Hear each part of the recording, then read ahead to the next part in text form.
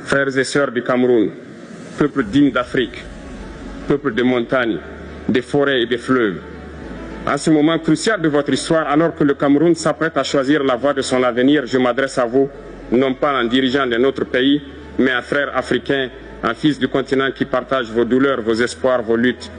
L'heure n'est pas à la peur, l'heure n'est pas à la division, l'heure est à la conscience patriotique. L'heure est venue pour le peuple camerounais de reprendre en main le destin de sa nation. Trop longtemps, nos peuples ont vu leur voix confisquée, leurs choix manipulés, leurs espoirs enterrés sous le calcul d'intérêts étrangers. Trop longtemps, on a dit aux Africains pour qui voter, comment penser, comment vivre. Mais l'Afrique nouvelle se lève et le Cameroun doit être à l'avant-garde de cette renaissance. Nous devons comprendre pourquoi, malgré nos ressources immenses, nous restons dépendants des autres. L'heure est venue pour l'Afrique de se réveiller, de prendre son destin en main. Nos richesses doivent servir d'abord à notre développement, à l'épanouissement de notre jeunesse. Le vote, ce n'est pas un jeu, ce n'est pas une formalité, c'est un acte de résistance. C'est le moment où chaque citoyen dit « Je décide moi-même de mon avenir » et personne, je dis bien personne, ne doit voler cette voix au peuple.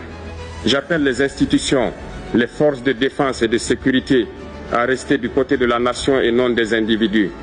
Et j'appelle chaque Camerounais, du nord au sud, de l'est à l'ouest, à refuser la haine, à refuser qu'on oppose les ethnies, les régions ou les langues.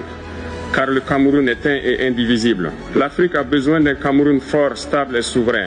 Un Cameroun où la jeunesse ne fuit plus, où les anciens conseillent avec sagesse, où les dirigeants écoutent avec humilité. Un Cameroun qui, demain, marchera aux côtés du Burkina, du Mali, du Niger, du Congo, du Sénégal, de toute l'Afrique libre.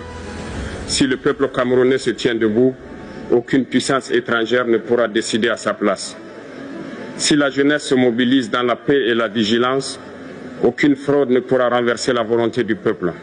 Je vous le dis avec le cœur d'un frère de combat, l'Afrique de demain ne se construira pas avec des mots, mais avec le courage des peuples. Et aujourd'hui, ce courage, c'est à vous, Camerounais, de le montrer au monde.